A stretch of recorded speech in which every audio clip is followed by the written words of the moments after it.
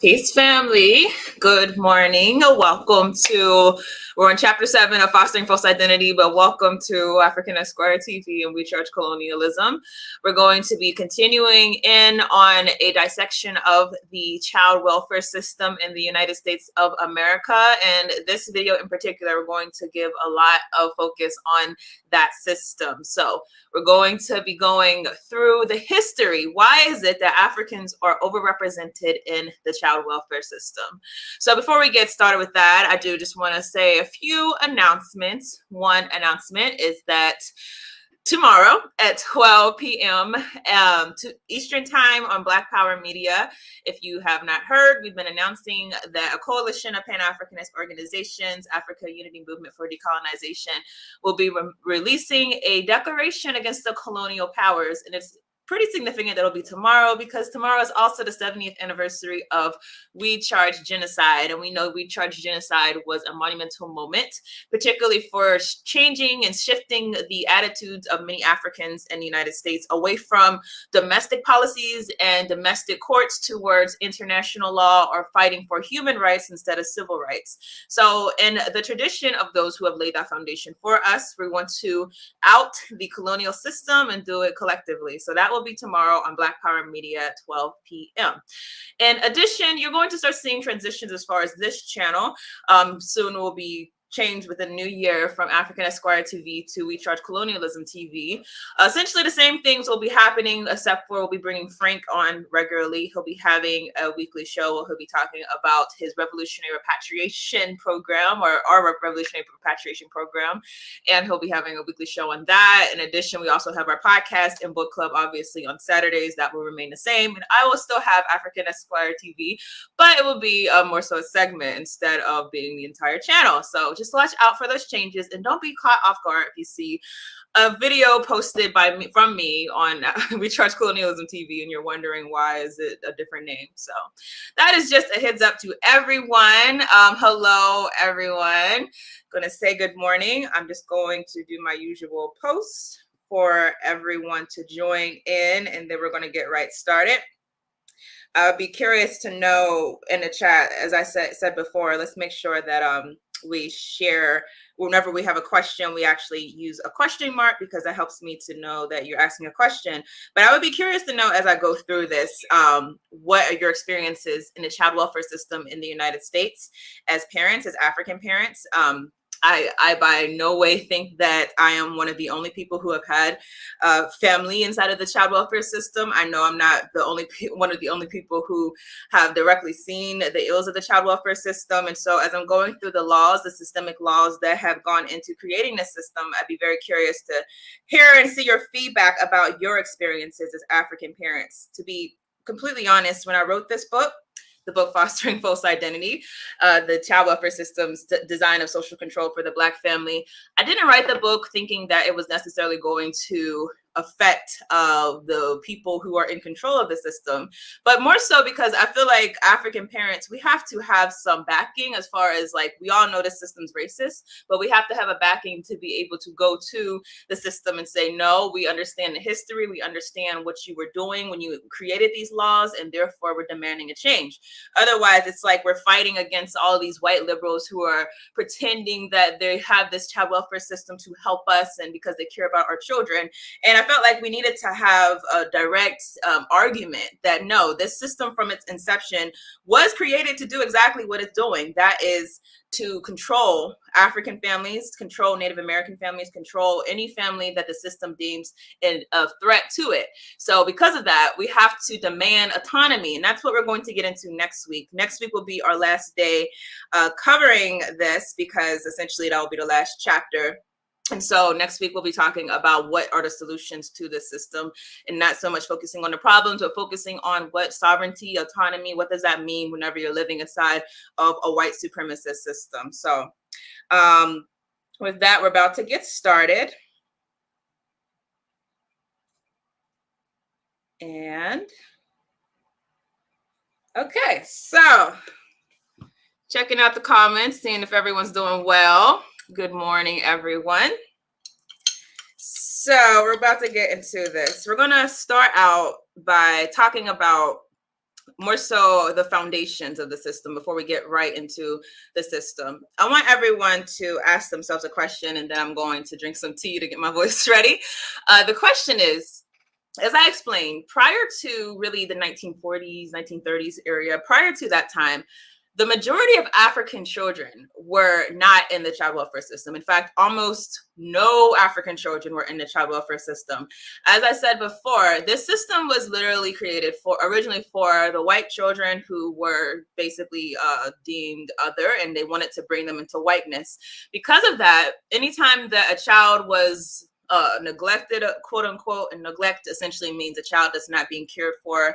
Anytime a child was in need, if there was a situation where there was an emergency, the African community in the United States would surround that child. So you would have people who would be willing to take that child in. Does not necessarily even have to be a relative, although many times it was a relative, sometimes a distant relative, sometimes someone that just identified themselves as kin with the child.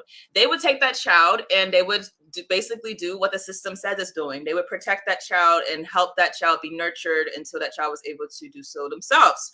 So this was the case prior to 1940s, 1930s era. How do you go from having almost no children, I would say at 1.0 African children in the child welfare system, to within a span of about 50 years, going into the 70s, of a majority of the children or a disproportionate amount of the children inside of foster care are African? How do you go from being none to being disproportionately representative inside of this system? That's what we're going to talk about today, because as we're going to see, it was a very tactical way that the system manipulated politics and manipulated policies in order to basically use this as the newest tool for social control. And the idea being, as we talked about last week, assimilation. So let me drink my tea and we'll get into this. So before we go into child welfare, let's go into what created the system. So if you don't know, at one time in American history, welfare, as we know it today, was not this big thing that people would use to shame poor people. It was actually something that was created to help white women. So there was really a fight to keep it just that. Welfare originally came out of the White House Conference on the Care of Dependent Children. So basically, the system noticed that a lot of white children were going into the foster care system, and they became concerned. Probably also a cost-benefit analysis, understanding that they were paying for these children going into the system, but also just the fact that you had a lot of children being separated from their white families.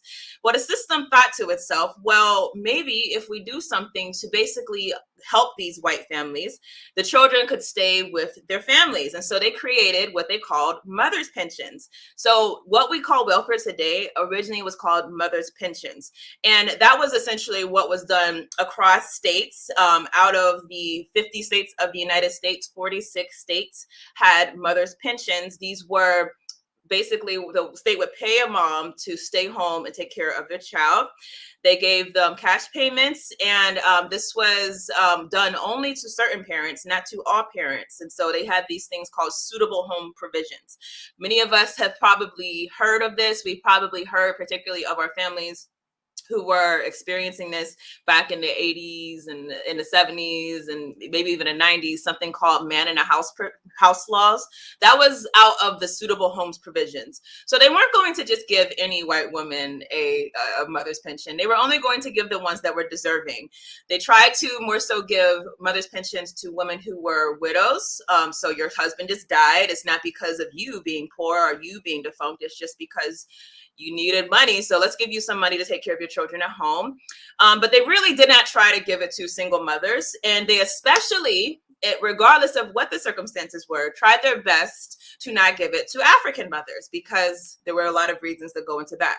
One of the reasons they tried to make sure that African women were not receiving these pensions was because we were a source of labor, particularly in agriculture and inside of different home roles, whether it was being a maid. You all have seen The Help, right? Well, they seen that as a vital source of labor. Keep in mind, at the time, we were primarily the big racial group inside of America that was utilized for low cost labor. So one, they saw that if we give these Africans money, then we won't have a source of labor. The other thing, though, was because they understood that encouraging in their mind, encouraging Africans to be able to take care of their children may lead to more children. And we've heard of many things inside of American history, for example, of forced sterilization. They have sterilized women, if you do not know that, particularly in prisons or in situations where they wanted to basically say you cannot have access to these funds unless you actually are sterilized. So there was also the social control element. They did not want to give money to these people because they felt like they would have more children, and instead they wanted to regulate us. So because of these things, the system did everything that they could to ensure that we were not going to get these mother's pensions. Now, this came to a head in 1935. The Social Security Act was created, and that included Title IV, or the Aid to Dependent Children. Now, essentially, this made this a federal program instead of a state program. But now that it's a federal program, as we talked about before, whenever you have a federal program, you have the issues of states' rights. You know, states still want to be able to do what they can to oppress us Africans. And so particularly in the South, you'll see a lot of states who get nervous whenever the federal government tries to take the predominant role. But fortunately for those states, there was still a lot of discretion as far as what rules they could create as far as who could have access to these mothers' pensions. One thing, though, that happened in the South was that they had more arbitrary laws to try to keep Africans away from these pensions. So we talked about the fact that there was man in a house rules. Essentially, if you had a male in your house, they would say, oh, you don't need welfare, or you don't need a mother's pension, so you're going to be left out. Also, you had to be of a certain middle class background. They would go into your home and do these home assessments. They would basically make sure that you were deserving of receiving this type of aid before they allowed you to have that aid. Well, it became more and more of a problem, particularly when it became a federal program, because you had more African women who were seeking help from the government because many of us were facing a lot of hardships. Keep in mind, this is around the time of the Great Depression. A lot of people tried to make welfare. We adopt the conservative narrative of welfare, which is very false. The conservative narrative of welfare was Black people we were doing great. We were independent. We were striving. We were going to make it to the top. And then the government came in and offered welfare, and then we became lazy. No, that's a lie. That's a lie from the mouth of the white supremacists that we should not be sharing among those in our community. The truth is that the entire nation was devastated during this time. Again, this is post the Great Depression. And not only was the entire nation devastated, the African community was especially devastated, as always happens whenever, white America has a cold. We basically have to have a whole operation because it knocks us completely down. So we have an issue of many people who are seeking assistance because they literally just can't survive. The market crashed, the country was in peril. So this is an issue, obviously, whenever you have all these African women applying for services. But what happened is that, as I said, states in the South, one of them, particularly Louisiana, which basically Louisiana led to the law being changed. States in the South began to deny a bunch of women who were African receiving welfare benefits. Well, that caught the eye of the federal government. In particular, in Louisiana, they called, they rejected this is actually Florida, 14,000 children who were rejected. They were considered illegitimate children, and that was another disqualifier inside of that particular state. So when Louisiana basically had all of these women trying to get assistance, they were denying a bunch of applications. So something happened inside of 1960. Louisiana had a population of 1/3 African, right? And they put out a rule that said no assistance will be granted to a child living with its mother if the mother has an illegitimate child after receiving assistance. Now, this might not sound like it was targeted towards African children, but it was targeted towards African children. That's something that we should understand, because these things would be done because they felt like that was a good way to deny us, saying you can't have an illegitimate child. Not saying all of us have children born out of marriage, but that was basically their way to allow these people who were going in and doing these assessments to discriminate against African mothers.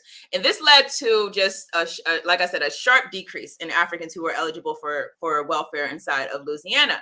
This caught the attention of the U.S. Secretary Arthur Fleming of Hugh in 1961. And essentially what he did, Supposedly, he was trying to do this out of fixing the problem. I don't know if that's true because I'm going to talk about how shortly after that, the problem got worse because the same federal government basically changed around the laws. But he basically did something where he said, if these homes are unsuitable, these black homes are unsuitable, or any homes are unsuitable, well, if homes are unsuitable, you should be taking the children, because why would you leave a child inside of an unsuitable home? So therefore, if you call a home unsuitable, you have to take that child and put them into foster care. That was the rule that he put out. It's called the Fleming rule. Well, the southern states in particular, and many other states, said, okay, fine. If that's what you're saying, if that's how we keep Africans from, or black people from accessing welfare, then fine, we'll just take the children and put them into foster care. And that's literally where our mass inception into the foster care system began. Almost instantly, 150,000 African children taken from their families and put into the foster care system. Now, 1962, this is the year after the Fleming Rule comes out, there are these public welfare amendments that grant funding to the states to implement social services. And this basically allows the states to have more capacity to take these children out of their homes. So that's why I said I don't know necessarily if it was him, Arthur Fleming, making this rule innocently, because right after he says this rule that if you want to take these children, or if you want to keep welfare from these families, you have to take the children, right after the federal government immediately starts funding the foster care system to make way for more states to take more children. So we have to question what was actually happening behind the scenes. But we're going to get into the Moynihan report. Before I do, I'm going to check and see if there are any questions. Peace, everyone. Any questions? Again, everyone, just give me a question mark, a bunch of question marks, or you can even at me directly, I think, although I don't know if I can see that in StreamYard. I know I could see that if I were on YouTube. Okay, so it looks like no one has any questions. We're all understanding essentially the reason why this all started was because a bunch of states wanted to keep us from accessing welfare. So because they wanted to keep us from accessing welfare, they were forced to make a choice. Are you going to leave the children with these families? Or are you going to take the children? They said, let's take the children. So that's where it really began. And right after African children start becoming a major population in the child welfare system, the system immediately changes. The nature of the system, it becomes a punitive system. It goes from being a system that's about trying to save the children to basically trying to punish the parents. That's the immediate effects. And this is what happens, I would say, anytime you have Africans in mass become a part of any system, the system scrambles to make sure that it is hard on us, because they want to make sure that they're basically pressing down and ensuring that we don't gain power out of that system. Where are you on Fly Nubian Queen? Actually, yeah, Fly Nubian has been posting some of my videos, and so I think they do a couple days after. So yes, I was not there, and I was not there in person, but yes, they've been posting my videos, so I've been very grateful for that. Okay, so we're going to move into the Moynihan report. Now, I said earlier, beginning this conversation, drink some tea, 1 second, that many of us in the African community use verbiage that was used against us to control us. We use it whenever we're talking about our problems. And that is probably one of my pet peeves. I've heard it many times. People say, all we have to do is essentially make sure that the Black family, as far as the Black fathers have to just stop leaving. And if that happens, then everything will be alleviated. We talk about the family structure, the woman's domineering, and all of these things. Now, of course, stereotypes are stereotypes for reasons, meaning if you have a stereotype of something, you've probably seen it happen. But the dangerous thing is to make wide assessments of our issues and do it in such a way that it's going to be institutionalized. And so essentially the system can create this narrative and create systems to back the narrative. And that's what happened with the child welfare system. This began with something called the Moynihan report. Daniel Patrick Moynihan, and in March of 1965, this was during the height of the civil rights movement. This is during the Johnson administration. And as I spoke about in a previous video, at that particular time where there's all of this protest going on, there are urban riots, people are burning down their cities, like they've never seen before. They're trying to figure out, what are we going to do to be able to get people to calm back down? That's the whole point of things like the Moynihan report. That's the bigger point, I would say, what's that big report that came out? The report, the Kerner Commission. That was the bigger part of the Kerner Commission. They want to find ways in the federal government. They try to find ways to pacify us. So they would create policies behind it. Now, Moynihan's report is the full name is The Negro Family, The Case for National Action. And it was inspired by an African, E. Franklin Fraser. He put out a message that the Black family has a pathology, and this pathology originated in slavery. I would say that's not true, but let's go through what the Moynihan report says. So Moynihan attributed high rates of poverty inside of African communities to what he called family disorganization. Our families, he said, are disorganized. He said this prevented African children from undergoing the socialization which only the family can provide. I emphasize that only the family can provide because, as we've seen, this is a lot of the rhetoric that was utilized. If you remember earlier, I covered a man named Charles Loring Brace whenever it came to the inception of child welfare being used as a way to assimilate children. So he says socialization is only provided through the family. He says Black people were not suffering in capitalism because of the system or the society. It's not the society's fault. Instead, it's because our parents are not properly raising our children. How many of you have heard us say things like this, not understanding where the source came from? He said the family structure, the African family structure, is a source of weakness to us, okay? And his conclusion was that the United States, essentially, to address these issues, has to bring Negro Americans to full and equal sharing in responsibilities and rewards of stewardship, but coded inside of this is essentially assimilation, the idea that you have to assimilate them into our culture in order for this family to not be defunct. Now, I said I don't agree with a lot of what he says, despite the fact that a lot of us use the same verbiage. I'll say one of the reasons why I don't agree. Number one, we should understand African fathers and African mothers. We need them both, right? I'm not someone who believes that that the father does not have a great role of importance. I believe having a father and a mother is very valuable. But I also know that where the father has not been there many times inside of African families, there's other male figures who have been there. So you might have an uncle, you might have a grandfather. And of course, the ultimate, the best thing would be to always have the father, but that's just not going to be the reality. Whenever you're a people who are being colonized, the system, as we see, takes a lot of our men, puts them inside a prison industrial complex, or causes disruption in our family structures, which causes a lot of families to break apart. So while we all understand that mothers and fathers are both needed, there is going to be situations where the mother might not be there and the father might not be there. The best way to address that is to have other people who have as much love for that child step in for that role. And I'm sure many of you have had people step in for that and into that role who have been a vital support for you being nurtured and groomed into this person who you are today.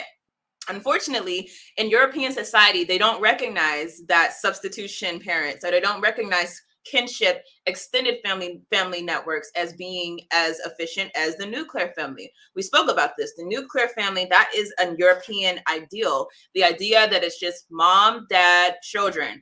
Maybe grandma, but more so mom, dad, children, maybe grandma, grandpa on occasion. That is the family. That is what we consider the family. Anyone outside of that, we're not going to give the same weight. But I know for a fact many people who even might have had a parent, both parents, but yet an outside family member or an outside person in the community was able to even be a more reliable source of support than even their own biological parents. African people, we should understand we've adopted these customs because they've told us this is what is right, but we have to go back to our culture to understand that's just not what is true. In African culture, I went through that before. The mother and the father, there's been times, there's some cultures in Africa where the mother and the father are literally like, okay, this is our child, to the entire community, and the entire community raises the child. There's others, even some cultures where the mother and father basically allow the child to be raised by the grandparents or the elders of the community, and they basically see their child periodically. We should not adopt these narratives from the European system that mom, child, children, that is the system of parenting that we want to aspire to. So I don't believe that the family that we adopted got these things from slavery. Like, there's nothing Slavery was a significant trauma and damage to us. Let's not get that twisted. It caused an enormous stress to our families, but also we should understand African culture was very resilient even under slavery. So the idea that the fact that we don't necessarily rely on the nuclear family like European society does, that was not adopted by slavery, in my opinion. In my opinion, this is something that happens under stress of society. Whenever you're having a society continually oppressing and continually inflicting you, you're going to have family disturbance. No one is exempt from that. White society is not exempt from that. I made a point, I forget what show I was on, but I made a point recently. A lot of people want to talk about how single family, single parent homes is what destroys the Black community. But they don't talk about the fact that as of today, white families are basically neck and neck with us when it comes to single parent family homes. So if that was the only issue, why was the same circumstances not repeated inside of the European community in America? Why do they not have the same thing happening? Because they have power. That is our problem. We're powerless and we are subject to their will. So I would argue that even inside of a situation where our families are fractured, that if the same system let up from us, if we were able to control our own politics and have control over our own communities, that you would see the healing come naturally. A lot of what we're dealing with is just the result of decades and decades and decades of generational trauma from the system that has continually violated and inflicted violence on us. And it only gets worse over time when you're not allowed to heal, when you're not allowed to come back together. It only gets worse over time. So I hope I didn't spend too much time on that. I'm going to just very quickly check for questions again. Then we're going to get right into these laws. I'm going to try to go into these laws, particularly leading up to the era of the Bill Clinton administration. I'm going to try to go through those very quickly. Okay, I see a question from Brother Kanada. How are you? He says, Queen, have you ever been any financial literacy programs? Have there ever been any financial literacy programs tied to welfare? Not that I have heard of. If anyone knows of any, I have not heard of any, not at all. And let's see. Okay. I think those are only questions. So we're going to go through a bunch of laws really quickly because I want you to understand essentially what happens after African children are brought into the child welfare system. As I told you all, that significantly changed the nature of the system. It went from being a system that's about saving children to a system about punishing parents. So you're going to see why. Okay. So the first big law that comes out is the Child Abuse Prevention and Treatment Act. In a nutshell, this law passes anti-abuse policies and requires mandated reporting. Whenever you go into a hospital, if a doctor suspects that you use drugs or suspects that you might have neglected or abused your child, they're mandated reporters. Teachers are mandated reporters. Essentially, this criminalizes the child welfare system because no longer are these people, and I don't even trust the motives of these people who say if they're doing what they're doing out of charitable means, but now they're actually being armed with the law. You are ordered. If you see anything that looks like it could be abuse, neglect, you are ordered by the law to report it to authorities. So now you have people who are everyday professionals becoming an arm of the state. This is criminalizing of child welfare. That's a big thing that happens after we come into the child welfare system, right? Now, this leads to a lot of children going into foster care across the board. More disproportionately in the African community, but across the board among all races. And so there's a problem that comes with all this stress basically on the social welfare system. President Jimmy Carter did sign a law where he tried to lower the numbers of these children who are being brought into child welfare. It's called the Adoption Assistance in Child Welfare Act. Essentially, what the law did was try to put in place more services that were going to be preventative. So instead of just putting all the funds into basically, abuse reporting and making the professionals in our life more of a surveillance system, the laws basically goes into also allowing us to have more preventative care, more services, more programs. I'm trying to find some of the services. So for example, rehabilitation, family preservation, childcare, and counseling. And that's very efficient in some types of ways. I want to emphasize this law was very, very quickly it basically was gutted really quickly because President Reagan became president very soon after. But the very brief time that it was enacted, it did have a good effect. The foster care population saw a significant decrease from this law, shrinking by over 50%. from 500,000 to 243,000 between 1980 and 1982. That's very significant, right? I mean, shrinking by 50% within 2 years.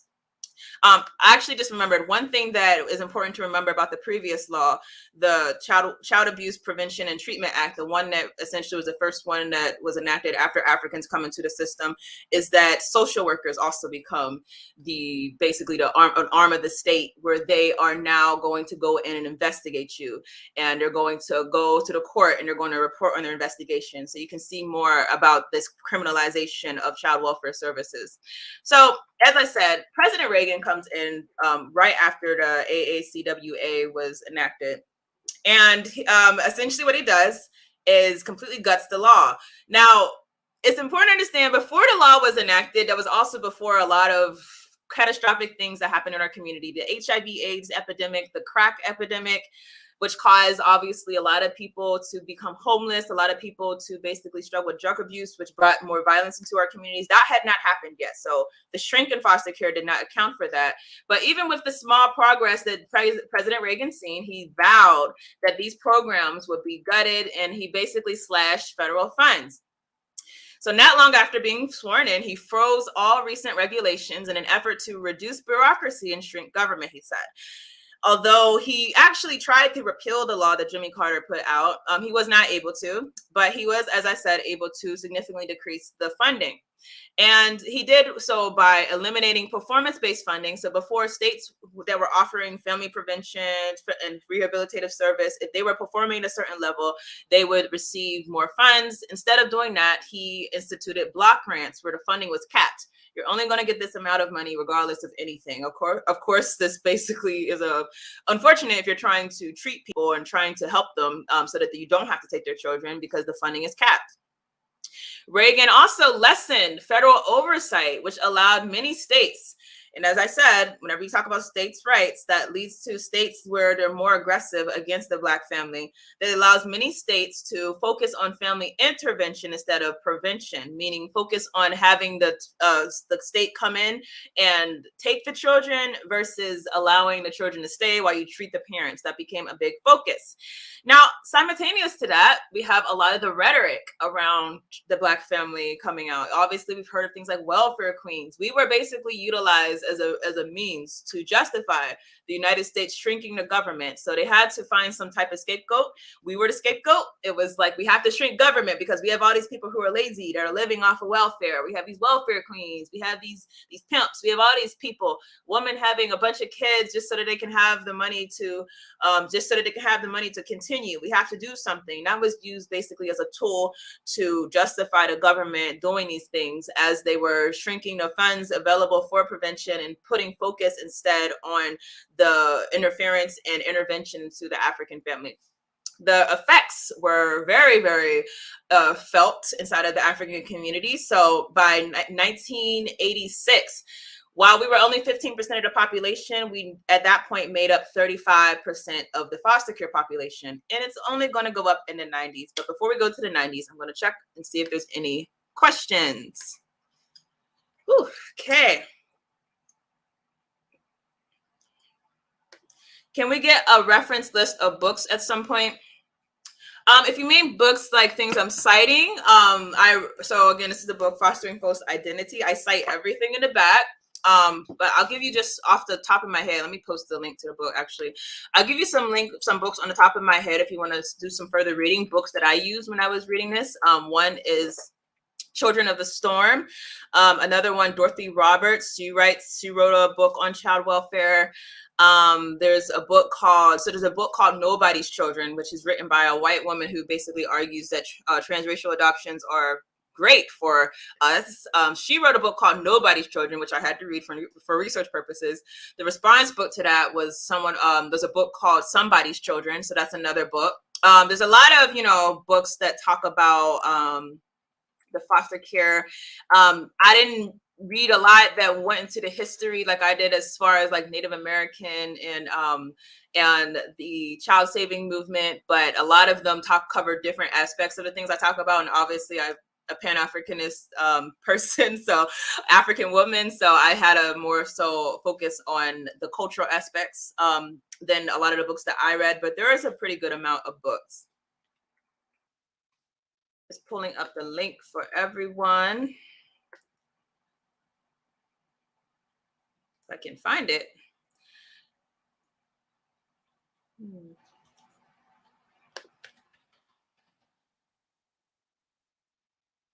Amazon's giving me problems, y'all, but I think the link is in the description of this video. I'm gonna look and see if there's any more questions.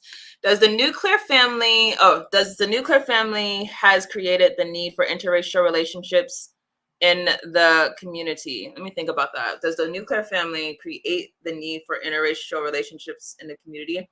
I don't personally see a link, but if you see one, I'd be curious to know. I don't personally see a link.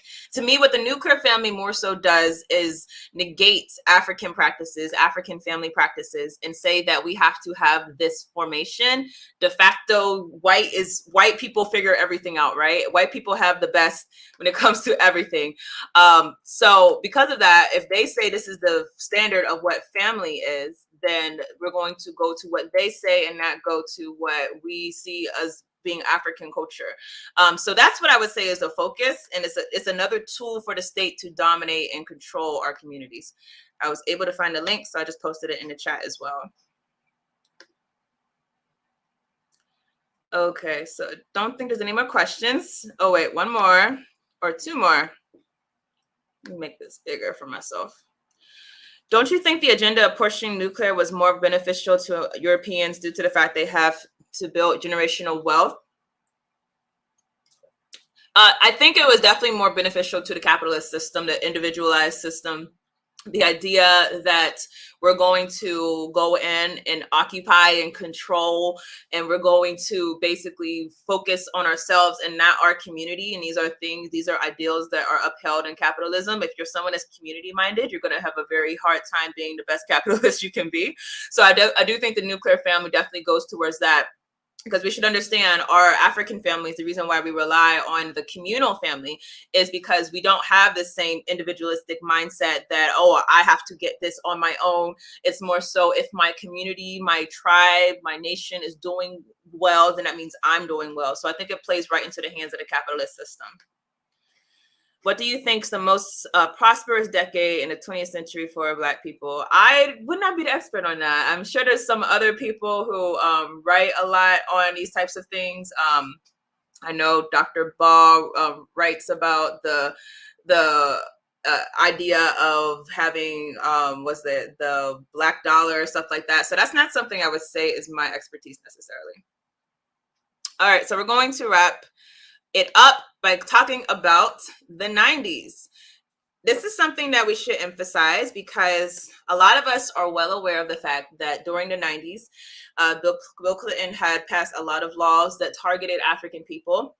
Obviously, we know the crime bill and the welfare bill. We know these were direct attacks, but a lot of people do not talk about the fact that Bill Clinton also passed a number of laws specifically targeting us through the child welfare system.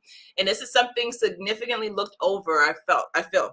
So one thing that happens is the narratives change. The media changes, right? I said how the conservatives were utilizing us as a ploy to basically justify shrinking government. And so a lot of the narratives began to change as we go into this era. So you start hearing things like super predators. And this is not just said about Hillary Clinton. There's a whole book that I referenced that talks about us as super predators. We're depraved, we're criminals, we're crack babies, crack whores.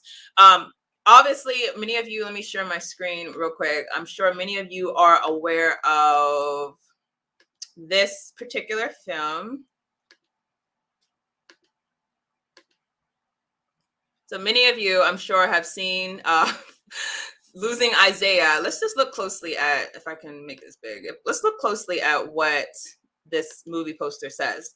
So You have the black woman. She's cradling a baby. Remember in the movie, he was a crack baby. He was left in a dumpster. The mom was a crack. I guess you say crack whore for lack of a better term. This is what they would say she was.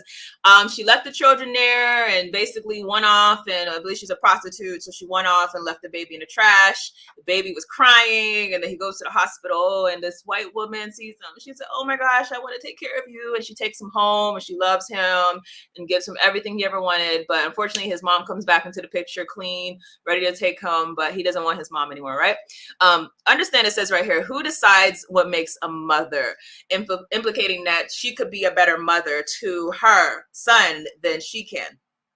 Kind of the arrogance of the white supremacist system. You see in this image, the baby's cradling the white woman and doesn't want the black woman, right? These are a lot of the images that were going around back then, because again, this is still during the crack epidemic, and a lot of people have a lot of feelings about the African community. They have a lot of stereotypes going around about us. And so this is during that whole era. So I'm going to talk about some literature that came out during that time. There was one article that is called Children of Cocaine. This came out in 1989. I'm going to read from it. The inner city crack epidemic is now birthing to the newest horror. A biological underclass, a generation of physically damaged cocaine babies whose biological inferiority is stamped at birth. Yes, they said this.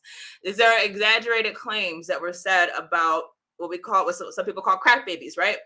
Something I didn't know until I started doing research for this book was that they were actually significantly overblowing this whole crack baby thing. And I know we've all heard it. Like, you might see kids rolling around that are just having issues, and people say, "Oh, that must have been a crack baby," or something like that. First of all, I want us to understand that we shouldn't just adopt the narratives of the oppressor. So they told us that if your child was born with cocaine, and obviously we don't want any children to be born with cocaine. We're against drugs on this channel, and I'm sure all of you are. But if the baby's born with cocaine, that child is permanently damaged, and they're going to be damaged forever.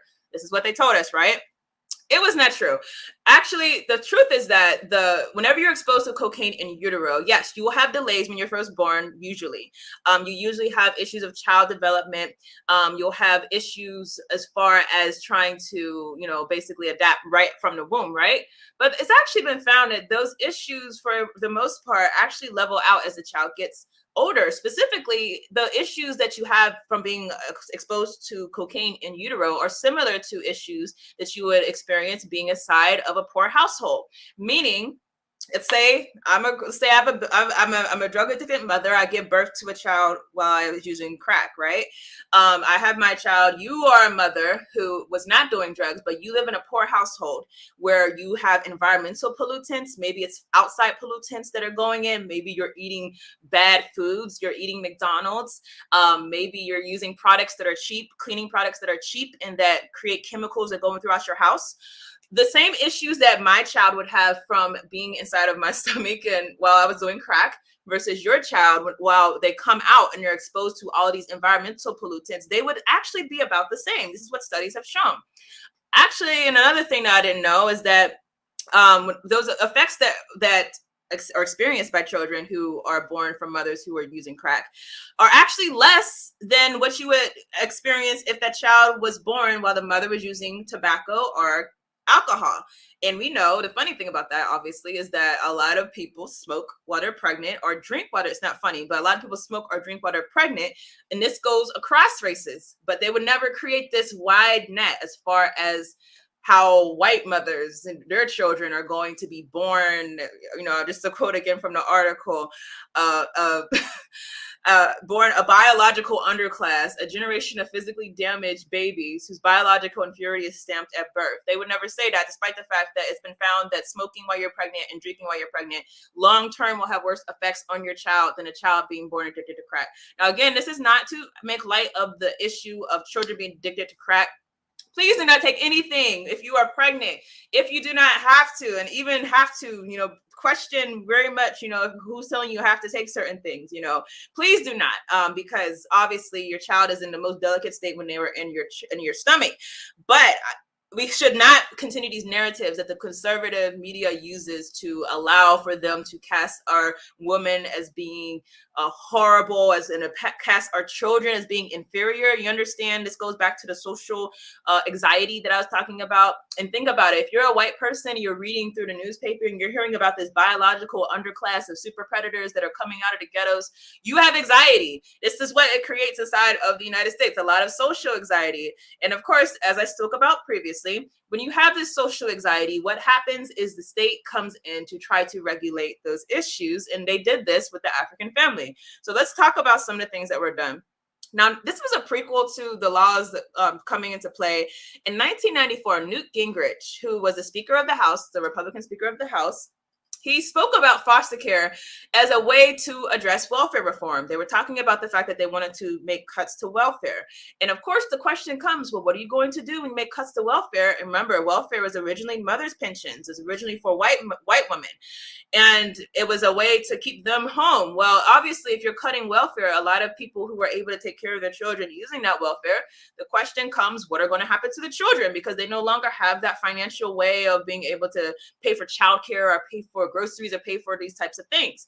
His answer was, young unwed mothers should be denied welfare, and if, as a result, they can't provide for their children, the children should be put in orphanages. He said this prior to the different laws that I'm going to talk about, from ASFA to the Multi-Ethnic Placement Act. He said this prior to that. He said this prior to the welfare laws being passed. So you can kind of see that this is already what they're planning. They're planning that they're going to make these significant cuts to welfare and to social network programs. And the answer is going to be what it was for Native American children, what it was for the European immigrant children. We're going to put them in a foster care because that is the best way to control this issue of super predators that are coming out of the ghettos, right? 1994, we know Bill Clinton signs the Violent Crime Control Act and Law Enforcement Act, better known as the Crime Bill, right? Now, while he's doing this, we should understand that not only is this affecting African men, this is a lot of fathers who are put inside of prison. Many of the people who are incarcerated are fathers, many of whom were a financial source to their families. Now you took the source of the man and put him in prison. That's an issue. But they go even further.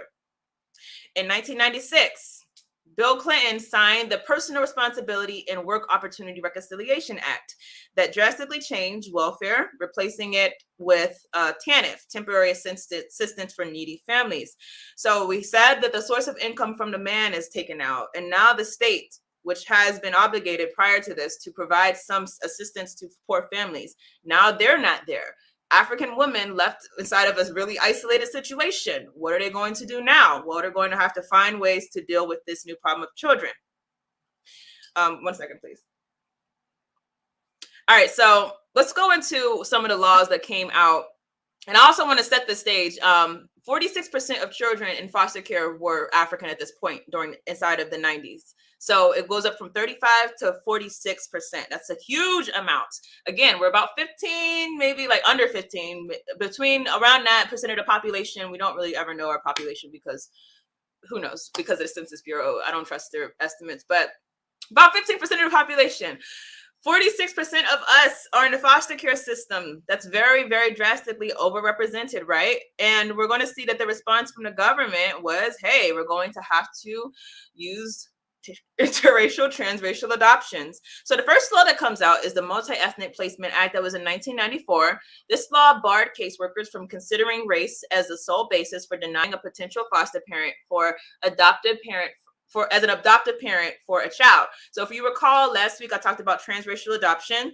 The National Association of Black Social Workers in the 70s pushed to stop this idea that you should not have, that you should be able to place African children wherever you want to place them. You should have a preference for placing them with people with their own race. And at that time, the government did change and say, okay, if you can, do try to place the child in a home where they're going to be with people of their own race so that they can be adopted if they are by someone of their own race. That was what they were basically forced to do in the Black Power movement, right? But now inside of the Clinton era, they reversed course. And this is in one of his bills saying that you cannot consider the child, whether or not they're going to be inside of a white home or a black home. You cannot consider their race. That cannot be a factor. And it became more ingrained inside of 1996 whenever they passed the inter-ethnic adoption provision of the Small Business Job Protection Act. I actually want to emphasize the Small Business Protection Act obviously had nothing to do with interracial adoption, right? But it's something interesting for us to know. A lot of times they hide these provisions inside of laws. So a lot of us don't even know what's happening. So they'll have a law about consumer protection and they'll put a provision inside of that law about, oh, do this when it comes to African people with their children, something that has nothing to do with the law. This is a way that they oftentimes hide things from us, which is why if you put your stock into the future of the United States government, you should definitely focus on what they're passing in Washington. Now, the big one though that comes is, oh wait, before I even get there, we have the Adoption Promotion and Stability Act in 1996. This was passed and it made the Multi-Ethnic Placement Act a separate law. I want to read from a quote that Bill Clinton says, because the ironic thing when this law comes out is they're cutting funds in welfare. So they're cutting funds that would basically support African parents being able to keep their children. And at the same time, while they're cutting those funds as far as welfare, they're giving funds to middle-class families, trying to incentivize the middle-class families. And we know middle class is a code word for white affluent families, right? They're trying to incentivize them to adopt children transracially. So they said that if you do adopt a child, you will have a $5,000 per child tax credit. And Clinton said in regard to this that the tax credit would alleviate a primary barrier to adoption and enable middle-class families for whom adoption may be too expensive to adopt children. So again, here we are. It's about giving middle-class families, i.e. white families, the ability to adopt more children at the same time as we're sending many African children to foster care. But the nail in the coffin comes in 1994, the Adoption and Safe Families Act. If any of you have ever had a child who was put into foster care or have a family member, you might recall that essentially the second that child was in foster care, you were on a timeline. They said, okay, you got this long to get everything together and be able to have your child back in your home. Otherwise, we're going to be forced to terminate parental rights. This was a creation of ASFA.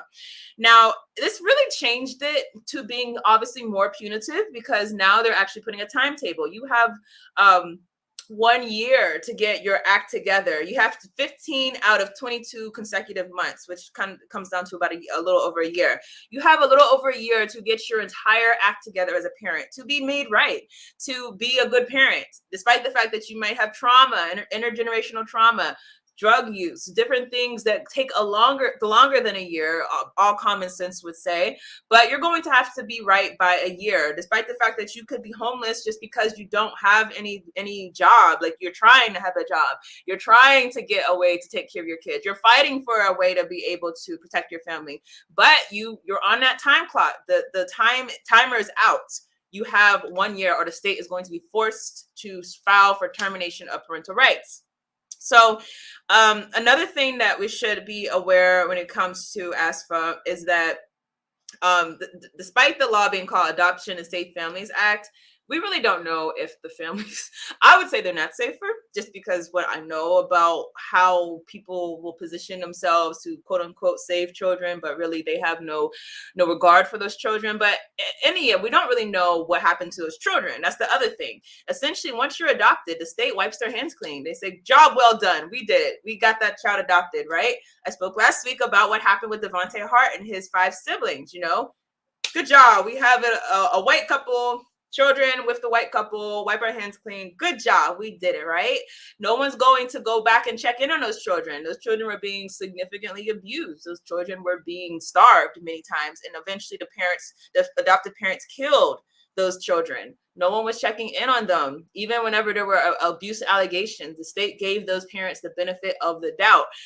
We don't know what happens to children once they're adopted. So that's something that's should be emphasized. We don't know what happens to them. We don't know what trauma they're going through. We don't know what type of abuse they could be affected by. And if they were really serious about being called the Adoption and Safe Families Act, you would think they have a mechanism to actually track that. Another thing I want to talk about, though, is something called legal orphans.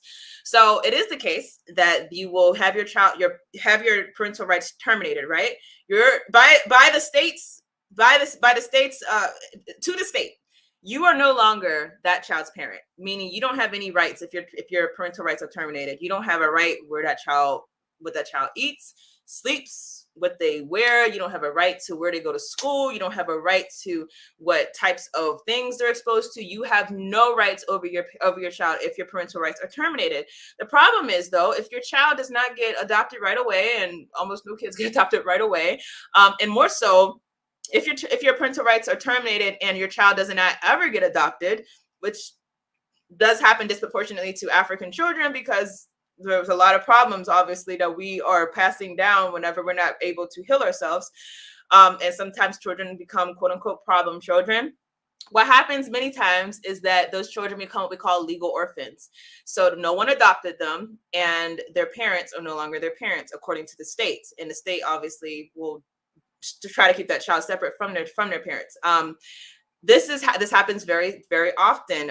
Just to read from some statistics, in 2016, there were 117,000 children who had their parental rights have been terminated, yet 65,000 of whom were not adopted. So that's a significant amount. In addition, only about 13% of children, whenever they're actually put into foster homes, those foster homes even become their adopted placements, meaning a lot of times they will terminate your parental rights without even having a home for your child that's committed to adopting your child.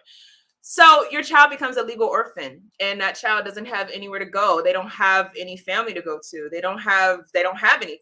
This is what the state does. And despite the fact they know that this happens, they don't care. They're continuing this policy that was put into place after ASFA. So I'm going to stop right there. We're just going to take some questions. If you have any questions. Oh, okay. I see some at Attorney Cherise. I'm sorry, y'all. I wasn't even seeing that. Okay, so at African Esquire, it says the crime bill was bipartisan with people like Giuliani and Chuck Schumer working hand in hand. Point is, Democrats, Republicans are all, just trust me. If you watch this channel, you know that we know that Democrats and Republicans are all the same. But I will say this, that I prefer people who are like not afraid, or not even not afraid, who are not going to pretend like they're my friend and then turn out to be my enemy. I mean, that's what Malcolm X told us repeatedly. I prefer a wolf than a fox that's going to pretend that he's my friend and then turn on me immediately. I feel the same. And so when it comes to the Democrats, like I put more focus on them whenever they make these decisions, because they parade like they're our friends. And we should know by now that they're not, but some of us are like in denial. Some of us have Stockholm syndrome. Like, we just want these people who have oppressed us and done so many things to us. We want them to be our saviors still. So yes, I put more emphasis whenever it's Democrats doing it, just because of the fact that they pretend to be our friends, and we have to out them. You are just as bad as the Republicans, because you are both a part of the white supremacist system, and that is what it is. Okay, let's see. At Tierney Cherie, how do you think our world would be different if money was given to the homes in our community? So we're going to talk about solutions definitely next week, and we're doing it next week on Thursday. I usually do Fridays, but I have to do Thursday this week. One, I think that we should also scrutinize the government when they say they're helping us. And of course, their ultimate way of trying to help us is, how do we help these people enough to not give them power, but to still control their politics, you know? So even whenever like welfare was given, it was still very much connected to the bureaucracy, and they were still monitoring us and still using it as a way to basically have a surveillance system in our communities, and not to let us gain power. That was always the goal. Do not let these people gain power. So I think that absolutely the idea that we should not have some type of assistance, I mean, that just puts parents inside of more of a position where their children are more easily taken, because if I don't have a child care voucher, who's going to take care of my kids? I have to work. So therefore the state comes in and take my child. That's a horrible situation. Happens many times. So we do need services. I argue, and I'll go into details next week, that we have to control our services. The government, we should know by now, does owe Africans in America much payback, you know, for slavery, and not just slavery, for oppression, for Jim Crow, for redlining, for all of those things. And rather than giving us some surface level funds in order to keep us going inside of the same position, I think we should demand funds to control our own homes, control our own communities. To me, that's the ultimate solution. So we'll go more into that next week for sure. Audio book lists. I drive. I don't have an audiobook list, and I've heard many times people tell me to put this on audiobook. I'm sorry, I haven't. Yeah, I would have to sit down and read through the whole thing because I don't got money like that to pay someone to do it. But yes, I don't have that as of yet. But I did go through the entire book for that purpose because I understand some people kind of just want the information quickly. So maybe if you watch all the videos that I did, it's inside of the playlist on my channel, Fostering False Identity. And I went through every chapter. Maybe that would be a reference. If there's something key that I talk about that you want to do more research on, you could go into the actual chapter and do some more investigating. That's probably a good substitute as of now. The tea must be delicious. I am addicted to tea. I don't know why. Like every time I do a video, if I don't have tea, I feel like I'm lost. So yes. And more so than delicious, y'all. It's kind of cold out here. So we gotta make sure that we are drinking something. All right, so let's see. What do you see the government implementing in the present time into the welfare system against the community to keep us under their control? Welfare has been very significantly decreased in modern times.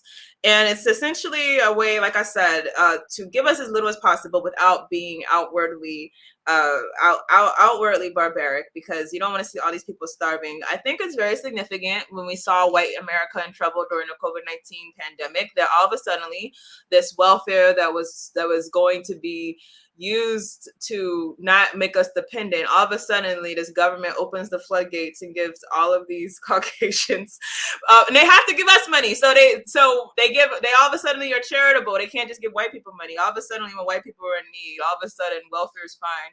So as far as what do they do to control us, I think that their ultimate way of controlling us is certainly the prison industrial complex, and certainly putting us inside of these child welfare courts where we have to go through hoops and basically bow to these judges. I mean, think about it. Judges are people, y'all. They are people. They are like us, and they put people like us over our families, and they get to decide what happens to your family. I think that's what the state does as far as regulating us tightly. At this particular time, they've not used funding as a way to do it, only to a certain degree, because they don't want to basically be seen as the ones that allowed everyone to starve, of course. Let's see. Yes, it's an inexpensive book. I made it as cheaply as possible because I did have to pay off some of the services I used to get the book. But yes, inexpensive book. And I'll post it again for anyone who wants it. Let's see, going through for some more questions. So someone, okay, better future. So does that mean our problems can only be solved if it is aligned with white people's issues? Our problems won't be solved. You'll only get concessions, I think, whenever we are grouped with, well, yeah, let me rephrase that. Yes, you'll get confessions when white America is in jeopardy, and yes, you will see the government act different towards us whenever we're grouped in with white people necessarily. I think that's what you've seen in the COVID-19 pandemic. Trust me, if the pandemic was only in the hood, we would not have gotten all these relief funds and all those things like that. Oh, okay. So as we stand, we don't have the power to stop the government from taking what they want from us. Do you think otherwise? This is a crucial question for many of us African people, is what do we do? And we're going to go into some solutions that I propose. Let me be very clear with y'all. And I've said this a number of times on this channel. Some of you don't feel this way, and I respect the way that you feel, because realistically, we have been here for generations and we have ties to this country. But I personally do not feel that there's going to be a day with this government and system intact, meaning the government running as it does, where they're not going to have that control over us. I think that the system would literally have to be dissolved, and I don't know what it would take to do that. So because of that, I am definitely more of a fan, not of running away to Africa, because Africa has its own problems. Let me emphasize that. If you go into Africa, you're going to have different problems. All my brothers and sisters who've been to Africa, I know you know this for yourselves. There are issues there. We're colonized everywhere. But the only difference that I feel is that the fight for sovereignty and land, you're fighting for your homeland. You're fighting for your land. Now you can fight for land here, and there's a lot of people who've taken that position, fighting for land here. And I think the closer you are to white supremacy, the more that white supremacy clamps down on you. So for example, we've seen many times in the past where African people did own land, and then what happens is that white society decides, we want this land for ourselves, so let's seize the land. That's something that's very prominent. So just me personally, I don't feel like power is going to be achieved within these borders. But if you do, I'm going to talk about some solutions. If for what I see, if you're going to achieve power in the United States as an African people, these are some things that I would argue are the most essential. So we'll go into that next week. Okay. Trying to make sure I get everyone's questions before we stop. So scrolling through. Let's see. This kind of goes to the last question. Do you think anytime soon we will actually separate from these people? Will we actually separate from the United States? Well, we're going to go into that again next week, because sovereignty is a tricky, it's a legal argument. It's a political argument.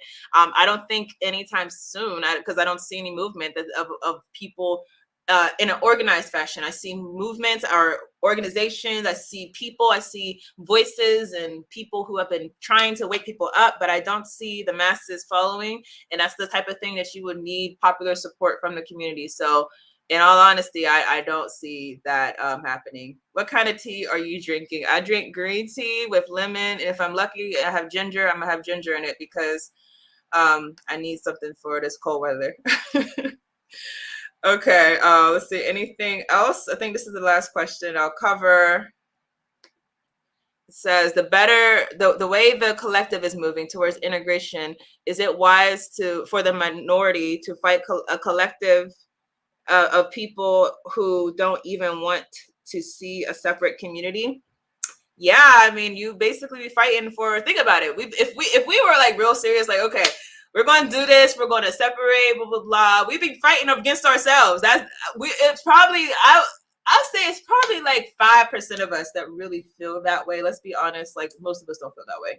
So let's say, and be gracious and say 5%. And even that's being gracious, 5% of us will have to fight 95% of us that want in the system or just don't have fight in them to fight the system. We would have to be fighting each other. So again, that's why I say, in all honesty, like, I personally don't see that as being the best route to sovereignty and power. And I think if you're here, I hope you all want sovereignty and power and not, just to be a second-class citizen. But, at the same time, I do think it's important that we give room for people and say that there are arguments for people to stay in our communities and find ways to organize. But the question is, will that lead to sovereignty? That's, to me, the ultimate question. I don't necessarily see that happening, but I would be so happy if that were the case. So, like I said, we'll talk about this more next week. I'll try not to be a downer next week, because I know not everyone feels the same I do when it comes to the whole, okay, let's repatriate thing. And I understand, because it's a real decision. Like, anyone who's ever been to the continent knows it's not like this rosy thing that a lot of people try to make it seem like you're just going to go and people will be playing drums and you're going to get the welcome. Like, people will be very kind to you. You'll be among kin, you'll have some very, good experiences. But the problem is that our continent is under control. So a lot of things that you might be easily accustomed to, being in the West, and don't be comfortable in the West. Let me say that, because we are in the belly of the beast. But a lot of things that you might be comfortable with being in the West are not necessarily going to be there, like something like the water might not be on all the time. The government might have to turn it off periodically. So you might want to start thinking about digging a well, things like that, like, or something like the roads, the roads could be jacked up and your car could, suffer, these are things we're accustomed to. So I don't want to paint a rosy picture of going to the continent, but to me, the reason why I push that as being, for me, like the ultimate is because I don't think there's going to be sovereignty in the United States, given the current landscape. I think there were times and opportunities where we could have probably pushed that most efficiently. Just in this current landscape, I don't personally see it happening. So I will not be a downer next week, I promise. I'm going to be very methodological. Oh, did I make that word up? I'm going to really try to go through and just, talk about some of the arguments that we should be using if we do plan on staying here. And if you don't plan on staying here, let's just talk about, what's the plan, because we have revolutionary repatriation class that Frank is going to be lecturing, and the focus on that class again is, okay, we're not going to be staying in America. We're going to go fight for the sovereignty of our land, but how do you do so in a way that doesn't contribute to the system, but is revolutionary in fighting the system? So that will be something that happens whenever Frank comes on. So everyone, with that, I think we are good. Next week is the last chapter, chapter 8. We're going to go into, like I said, what are the solutions? What are the possible solutions? What does sovereignty mean? How do we control the politics of our communities in a way that controls our own child welfare system? We're going to be exploring that topic, and hopefully, give some people some ideas, because this is not going to change, folks, until we get serious about it. And I think there's potential definitely to at least pass some laws that give us basic protections. So don't let my pessimism for sovereignty in America derail us from, still raising our voice and organizing to change the laws, because there are some basic laws that I think would have an immediate effect. Something like what Native Americans have passed, where the caseworkers, they have to have probable cause before they can remove your child, rather than just having a reasonable suspicion that you committed abuse on your child. That's something very basic that can really change and help us getting more services, mandating more services. These are all things that could definitely help us. So we're going to go into that next week, same time, 8 a.m. on Thursday. And until then, I will see you guys in the next broadcast.